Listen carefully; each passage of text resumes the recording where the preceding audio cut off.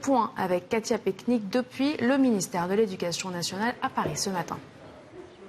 Jean-Michel Blanquer a ouvert le bal des annonces de rentrée avec les consignes pour la rentrée scolaire. Le 2 septembre, 12 millions d'élèves retrouveront les bancs de l'école suivant un protocole de niveau 2 qui n'est pas le plus contraignant puisqu'il existe un niveau 3 et un niveau 4.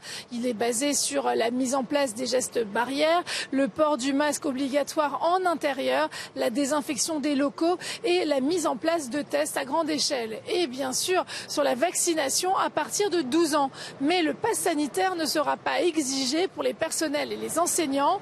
Ces mesures ont été critiquées par de nombreux médecins car jugées insuffisantes. Les adolescents entre 12 et 17 ans sont en effet la tranche d'âge la moins vaccinée.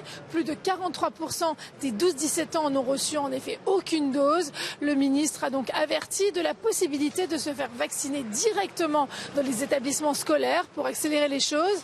Mais dans le protocole de rentrée, il existe de nombreux moments ou contextes sans port du masque. Il n'est pas obligatoire pour les enfants en maternelle ni à la cantine. Il y aura toujours des sports en intérieur. Et selon les prévisions de l'Institut Pasteur, c'est chez les enfants qu'auront lieu la moitié des nouvelles infections en France. Le taux d'incidence est d'ailleurs très élevé en ce qui les concerne. Il faut savoir également que depuis l'apparition du variant Delta, il y a eu une hausse des hospitalisations chez les enfants avec l'apparition de quelques cas graves. Jeudi dernier, des médecins ont donc publié une tribune demandant que le protocole soit renforcé en niveau 3 ou en niveau 4 avec par exemple des repas pris dans les classes, des cours en distanciel, l'arrêt du sport en intérieur. Il faudrait également purifier l'air dans les lieux confinés. En tout cas, d'ores et déjà, les médecins alertent sur la faiblesse du dispositif.